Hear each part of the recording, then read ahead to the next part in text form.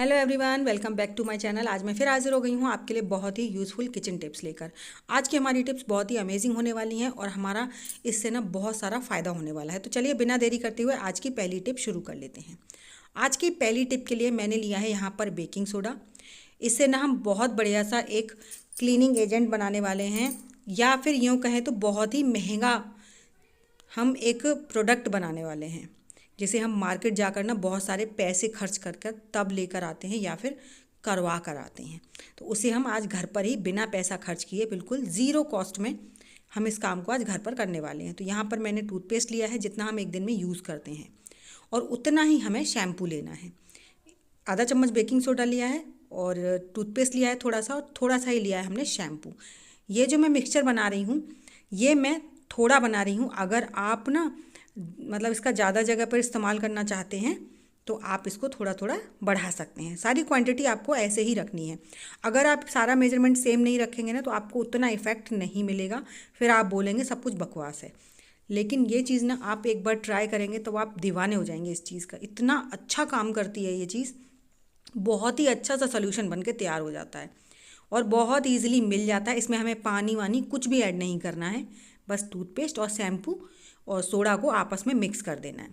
उसके बाद आप अपने इसे पैरों पर, हाथों पर या फिर गर्दन पर, हाँ ध्यान रखिएगा आपको फेस पर इस्तेमाल नहीं करना है क्योंकि हमने इसमें सोडा इस्तेमाल किया है। जो सोडा होता है ना वो थोड़ा सा हार्श होता है स्किन के लिए, हाथ पैरों के लिए नहीं, लेकिन चेहरा किसी किसी का सूट नहीं कर सकता है। तो इसलिए आप इसे चेहरे पर मत लगाइएगा। मैं इसे चेहरे के लिए बिल्कुल नहीं बोलूँगी आप लोगों से, लेकिन हाँ आप अपने हाथ पैर और गर्दन तो इतनी ज़्यादा अच्छे तरीके से इसको साफ़ कर सकते हैं। अगर आप कहीं पार्टी वगैरह में जा रहे हैं तो आप इंस्टेंट ग्लो चाहते हैं ना आपके हाथों पर, पैरों पर और गर्दन पर, या फिर कुछ लोग बैकलेस पहनते हैं तो उन लोगों को ना ये इतना क्लियर लुक देता है, एकदम मतलब ग्लासी लुक देता है कि बस आप एक बार करेंगे ना तो दीवाने हो जाएंगे इस चीज़ के। बिल्कुल गारंटी ले रही हूँ मैं आपको। और इसमें कुछ भी मेहनत नहीं है और कुछ भी टाइम नहीं लगता, 5 मिनट में कर लेते हैं। और कई बार ऐसा होता है हम लोगों को मेहंदी लगवानी होती है और हमारे हाथों पे ना डेड स्किन होती है। अगर हम उसके बाद मेहंदी लगवा लें ना तो हमारी मेहंदी 2 दिन में ही ख़राब हो जाती है। तो मेहंदी लगवाने से पहले भी आप इस चीज़ को ज़रूर से कीजिएगा, स्पेशली ब्राइडल वगैरह जो होती हैं। इससे हमारी ना सारी डेड स्किन निकल जाती है और जब हम मेहंदी लगवाते हैं ना तो वो काफ़ी लॉन्ग टाइम तक रहती है। तो अगर मेहंदी आप ऊपर तक लगवा रहे हैं तो आप पूरा ऊपर तक इसे लगा दीजिए। इसको लगाने के बाद ज़्यादा रब नहीं करना है, बस आपको इसे लगाकर और 1 मिनट के लिए छोड़ दीजिए। रब नहीं करना है क्योंकि हमने इसमें सोडा डाला है ना, इसलिए। उसके बाद आप क्या करेंगे, आप ना अपने घर में टमाटर होता है, टमाटर सबके घर में होता है, उसका आधा टुकड़ा लीजिए और उसकी मदद से इसे हल्के हाथ से रब कीजिए। ज़्यादा दबाकर प्रेशर नहीं देना है हमें, हल्के हाथ से टमाटर की मदद से आपको इसे रब करना है। और बहुत अच्छे से आप हल्के हाथ से जब इसकी मसाज करेंगे ना तो आप देखेंगे कि हमारा जो हमने ये जो सोल्यूशन लगाया ना ये धीमे धीमे करके कलर चेंज कर रहा है, क्योंकि इससे सारी तो गंदगी निकल आती है और साथ ही साथ डेड स्किन भी निकल आती है। आप ना फिंगर्स के बीच में हमारे ड्राइनेस हो जाती है, उन जगहों पर अच्छे से रब कीजिए। और हमारी जो कुछ लोगों की ना मतलब उंगलियों की गांठें एकदम काली काली सी होती हैं, तो उन जगहों पर आप इसे अच्छे से मलिए। कोनी काली होती है या फिर गर्दन होती है या फिर पैरों के जो हमारी गांठें होती हैं वो थोड़ा डार्क कलर की होती हैं, उन जगहों पर आप इसे जब मलेंगे ना तो आप देखेंगे बहुत ही अच्छा रिजल्ट मिलेगा। अगर आपके ज़्यादा कालापन है तो इसे हफ्ते में 1 से 2 बार आप ट्राई कर सकते हैं और ये बहुत ही इंस्टेंट ग्लो लुक देता है। और ऐसा नहीं है कि बस एक दिन लगाया और आपको फ़ायदा नहीं मिलेगा, बिल्कुल मिलेगा। पहले दिन से ही आपको फ़ायदा नज़र आएगा इसको लगाने के बाद। और इससे ना बहुत ही अच्छा सा, मैं मतलब हम लोग इतना महंगा महंगे पार्लर में जाकर मैनीक्योर और पेडिक्योर करवा के आते हैं और वो भी इतना अच्छा रिजल्ट नहीं देते जितना अच्छा आपके हाथों से। क्योंकि कहते हैं ना कि हाथों से, कहते हैं अपना हाथ जगन्नाथ, तो अपने हाथ से जो करके मज़ा आता है ना वो बिल्कुल किसी से नहीं आता। तो इस तरह से आप टमाटर की मदद से मदलेंगे ना इसको तो आपकी सारी स्किन जो है, बिल्कुल जो ख़राब स्किन है वो सारी निकल जाएगी। और आप इसके बाद आप इसे नॉर्मल ठंडे पानी से धो लीजिए। लेकिन अभी ये हमारा जो प्रोसेस है ना ये कंप्लीट नहीं हुआ है। पानी से धोने के बाद आपको एक स्टेप और करना है, जिससे कि आपको जो हाथों पे या गर्दन पे आपने जो लगाया है ना उसको डबल इफ़ेक्ट मिले। तो देख सकते हैं आप, जैसे ही हमने इसको पानी में डाला है आप ऊपर का कलर देखिए जहाँ पर नहीं लगाया था और जहाँ पर हमने लगाया है वहाँ का कलर देखिए, बिल्कुल इतना डिफरेंस नज़र आ रहा था और छूने में भी इतना ज़्यादा अच्छा लग रहा था कि जैसे हमारी सारी स्किन जो है ख़राब स्किन वो निकल गई है। तो इस तरह से आप एक बार ज़रूर से ट्राई कीजिएगा, आपको बहुत अच्छा रिजल्ट मिलेगा। तो है ना कितना फ़र्क नज़र आ रहा है आप सामने, बिल्कुल क्या, क्योंकि जबकि हमारे जो हाथों की अंदर वाली स्किन होती है वो तो और ज़्यादा साफ़ होती है, और जो बाहर वाले हाथ होते हैं उनकी स्किन थोड़ी सी डल होती है। लेकिन आप देख सकते हैं इसको करने के बाद ना पहले ही फ़र्क नज़र आ रहा है साफ साफ, कितना फ़र्क आ गया है एक बार के इस्तेमाल से। तो अब हमें सेकंड स्टेप क्या करना है, पहले से इसे आप साफ़ पानी से एक बार और अच्छे से धो लीजिए, उसके बाद बताती हूँ मैं आपको सेकंड स्टेप क्या करना है। अब हमने इसे ठंडे पानी से धो लिया है, और उसके बाद कोई भी सॉफ्ट टॉवल से आप इसे पोंछ लीजिए, अपना पानी मतलब हाथों का और या पैरों का जहाँ पर भी आपने किया है उसे सुखा लीजिए। अगर आप मेहंदी लगवा रहे हैं तो आप कुछ मत लगाइए, ऐसे ही लगवा लीजिए। अगर आप मेहंदी नहीं लगा रहे हैं, आपने अपना मतलब जो डेड स्किन है उसको निकालने के लिए इस चीज़ का इस्तेमाल किया है, तो उसके बाद ना आपको एक काम ज़रूर करना चाहिए। आप जो वैसलीन पेट्रोलियम जेली होती है ना उसका इस्तेमाल ज़रूर कीजिए। ये जो होती है ना इसमें भरपूर मॉइस्चर होता है, और हमारी स्किन को अब इस समय मॉइस्चर की बहुत ज़्यादा ज़रूरत है। तो आप हल्का सा वैसलीन लेकर और अपने हाथ पर अच्छे से रब कर दीजिए, फिर देखेंगे आपके इसका ना लुक और भी ज़्यादा आपको मतलब एकदम कहते हैं ना बिल्कुल पार्लर वाला ग्लो, वो वाला ग्लो मिलेगा। और आपको कोई भी देखिए बिल्कुल लाइव कैमरा देख रहे हैं आप, कोई फ़र्क नहीं है, कोई इसमें कुछ भी नहीं मिलाया गया है कि ऐसा लग रहा है कि हमने कुछ और लगा दिया है। बिल्कुल पानी को पोंछा है, तुरंत हमने इसमें वैसलीन पेट्रोलियम जेली लगा दी है, और देखिए कितना फ़र्क नज़र आ रहा है हाथों पे। तो आप लोग इसे ज़रूर से ट्राई कीजिएगा। आई होप आपको मेरा ये आइडिया पसंद आया होगा, और मैं ये चीज़ें ना बीच बीच में कभी कभी करती रहती हूँ और आप लोगों के साथ शेयर करती रहती हूँ। तो चलिए बढ़ते हैं नेक्स्ट आइडिया की तरफ। नेक्स्ट आइडिया है मेरा मिर्च मसाले।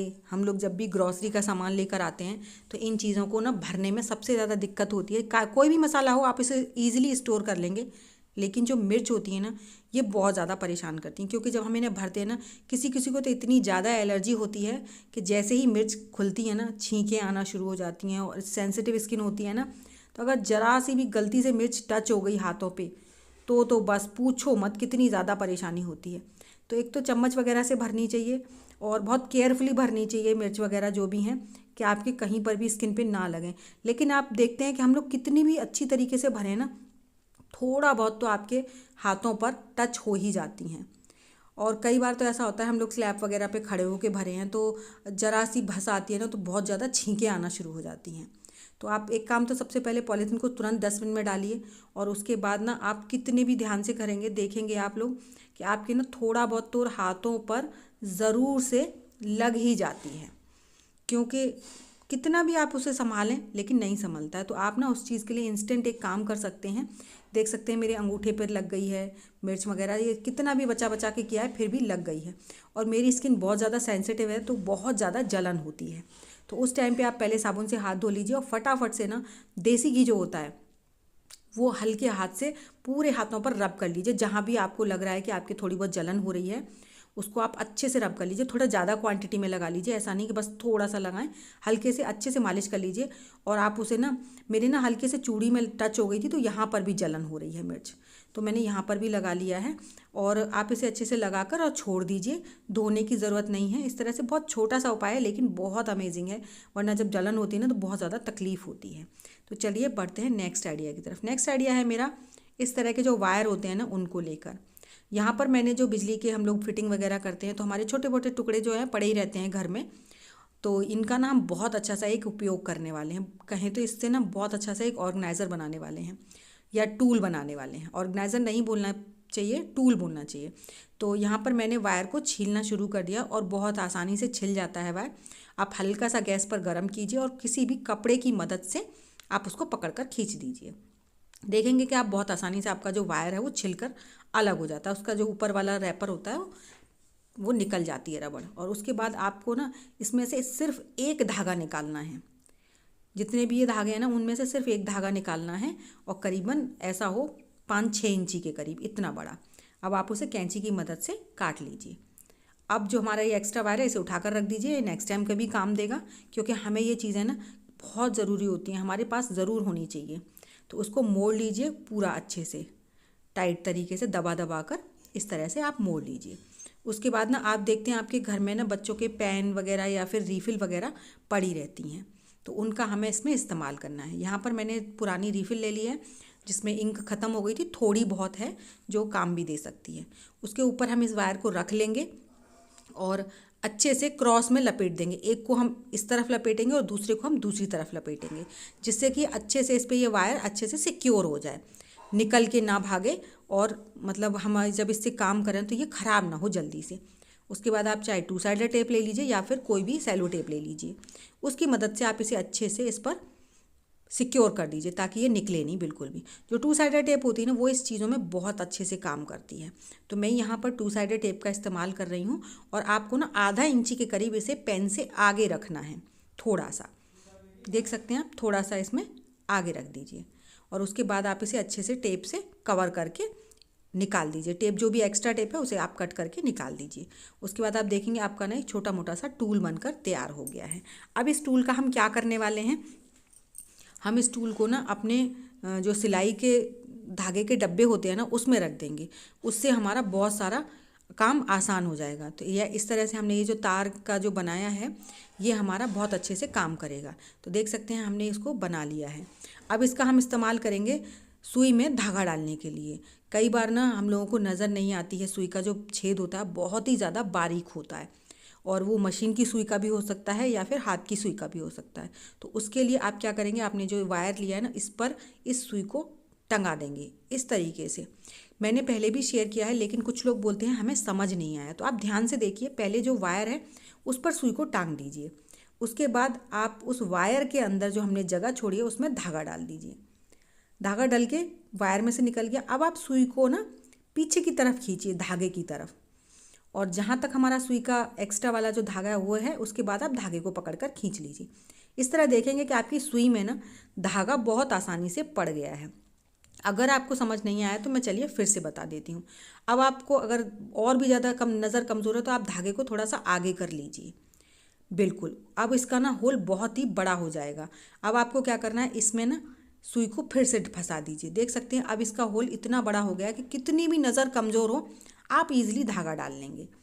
अब आपको इस वायर में फिर से सुई को फंसाना है। सुई फंसाना बहुत ही आसान है क्योंकि ये टाइट होता है, तो आप अंदाजे से सुई को उसके ऊपर आसानी से टांग सकते हैं, उसमें कोई परेशानी नहीं होती है। तो इस तरह से जैसे हमने इसको सुई को इस पर टांगा है और उसके बाद अगर आपको लग रहा है अभी भी आपको नहीं दिख रहा है तो उस तार को थोड़ा सा खोल दीजिए। अब इससे आपका जो तार का छेद है ना कितना बड़ा हो गया देखिए।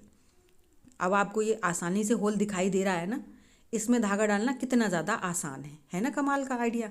तो इस तरह से आप इसमें अपना धागा डाल दीजिए और फिर जैसे ही धागा डल जाए उसको आप पीछे की तरफ खींच लीजिए सुई को।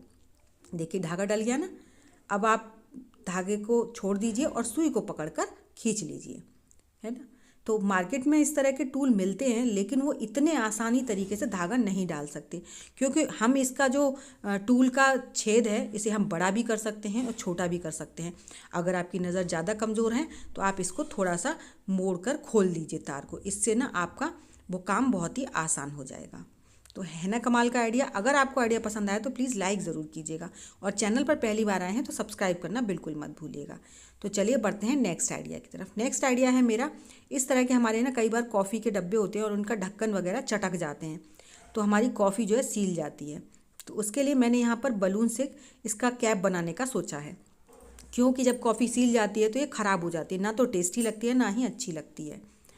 तो मैंने यहाँ पे हल्का सा बलून फुला लिया है और हल्के हाथ से इस पर रख लेंगे बलून को और धीरे धीरे धीरे धीरे करके इसकी हम जो हवा है ना उसे निकालना शुरू करेंगे। इस तरह से ना हम इस बॉटल का एक छोटा मोटा सा मतलब ढक्कन बनाकर तैयार कर लेंगे। इससे हमारी जो कॉफ़ी है वो भी सीलेगी नहीं और जब भी आपको इस्तेमाल करना हो आप इजीली इसे हटा सकते हैं और फिर दोबारा से इसी काम को कर सकते हैं। अब आप कहेंगे इतनी हटलेयर कौन करे, भाई हटलेयर तो करनी पड़ेगी। अगर ये कॉफ़ी ख़राब हो जाएगी तो उससे ज़्यादा नुकसान है, थोड़ी सी मेहनत तो बनती है। तो इस तरह से आप देखेंगे कि ये बहुत अच्छे से एयर टाइट ढक्कन बनकर तैयार हो गया है। ना तो आपकी कॉफ़ी ख़राब होगी और ना ही आपको कोई परेशानी होगी। तो आई होप आपको मेरी सभी टिप्स पसंद आई। तो टिप्स अगर पसंद आए हैं तो please like share and comment ज़रूर कीजिएगा। साथ ही साथ मुझे ये भी बताइएगा कि आप मेरी वीडियो किस गांव या किस शहर से देख रहे हैं, ताकि मैं आप लोगों को थैंक्स कर सकूं। तो चलिए ऐसी अमेजिंग टिप्स और ट्रिक्स के साथ मैं मिलूंगी आपको अपनी नेक्स्ट वीडियो में। तब तक के लिए बाय बाय।